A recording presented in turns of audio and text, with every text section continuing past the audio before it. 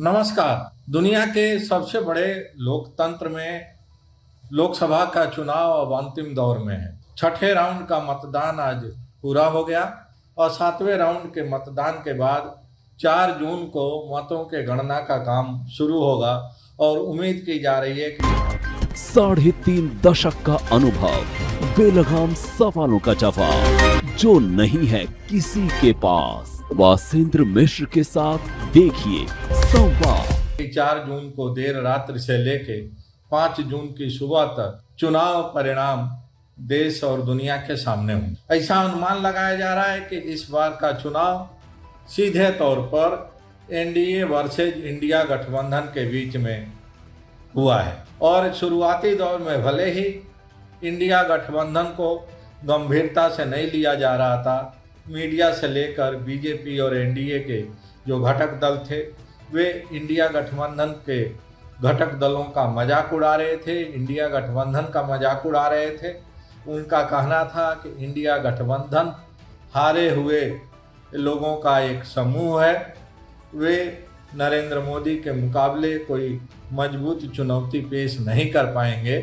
ज्यों-ज्यों चुनाव परवान चढ़ा, कैंपेनिंग ज्यों-ज्यों पीक पर गई और धीरे धीरे इंडिया गठबंधन ने जो रफ्तार पकड़ी, उसका नतीजा है कि आज की तारीख में कोई निश्चित रूप से ये नहीं कह सकता कि इंडिया गठबंधन एनडीए को चुनौती देने में विफल रहा है। अभी तक जितने भी पॉलिटिकल एनालिस्ट हैं, सेफोलॉजिस्ट हैं, सबका यही मानना है कि एनडीए के मुकाबले इंडिया गठबंधन ने भी बहुत ही मजबूत, प्रभावी पॉलिटिकल स्ट्रेटजी के तहत चुनाव लड़ा है और लगभग देश के सभी क्षेत्रों में इंडिया गठबंधन के उम्मीदवारों ने एनडीए के उम्मीदवारों को कड़ी चुनौती दी है। कहने के लिए तो बीजेपी के समर्थक, बीजेपी के नेता ये दावा कर रहे हैं कि बीजेपी को 6 राउंड के पोलिंग के बाद पूर्ण बहुमत मिलती दिखाई दे रही है।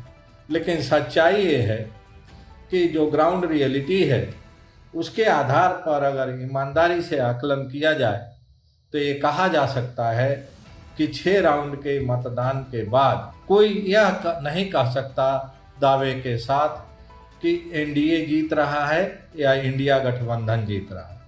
लड़ाई बहुत ही बराबर की दिखाई दे रही है, बहुत दिलचस्प बनी हुई है।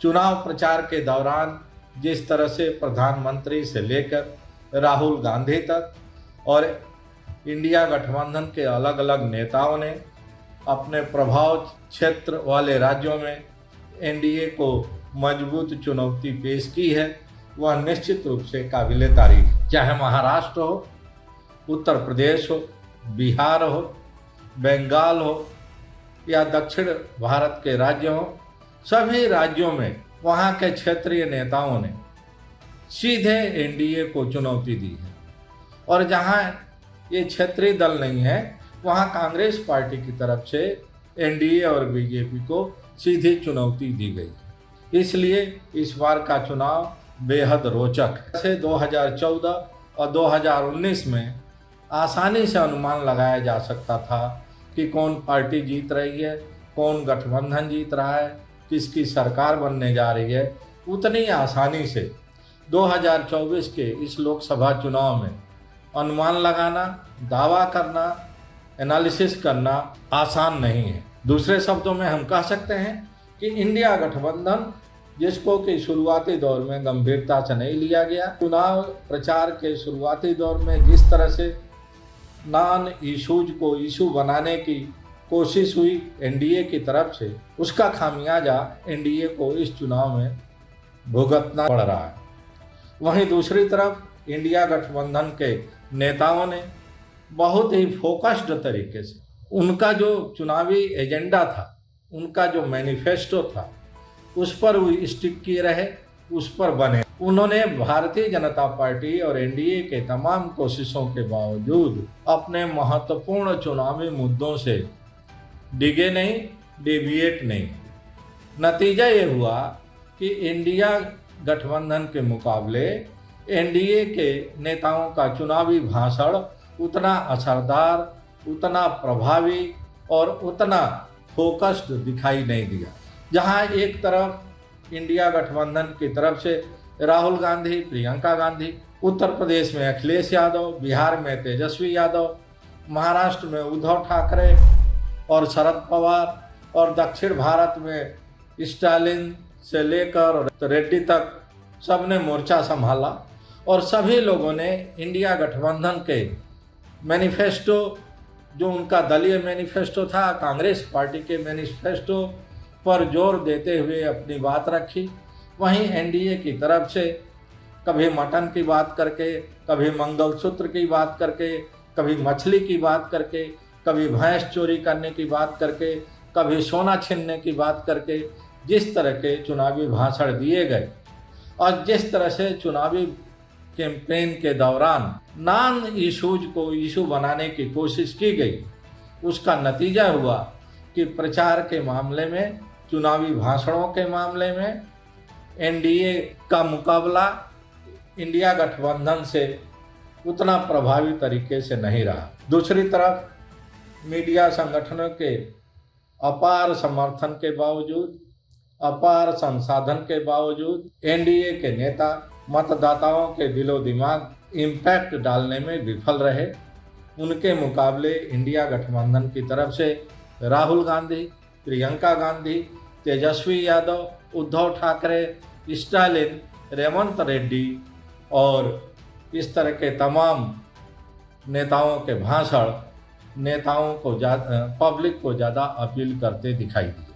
तो अब मतगणना 4 जून को होगा। अभी 1 राउंड की पोलिंग बाकी है, लेकिन 6 राउंड की पोलिंग के बाद जिस तरह का पॉलिटिकल सिनेरियो, जिस तरह का रिएक्शन दिखाई दे रहा है, उसके आधार पर ये कहा जा सकता है कि 2024 का चुनाव 2014-2019 की तरह भारतीय जनता पार्टी के लिए, एनडीए के लिए केकवाक नहीं है। कहा तो यह भी जा रहा है कि एनडीए के तमाम मंत्री शायद इस बार अपना संसदीय क्षेत्र में अपनी जीत सुनिश्चित न कर पाए। उनके मुकाबले इंडिया गठबंधन के उम्मीदवार उनके क्षेत्रों में मजबूत दिखाई दे रहे हैं, मजबूती से चुनाव लड़ते दिखाई दिए।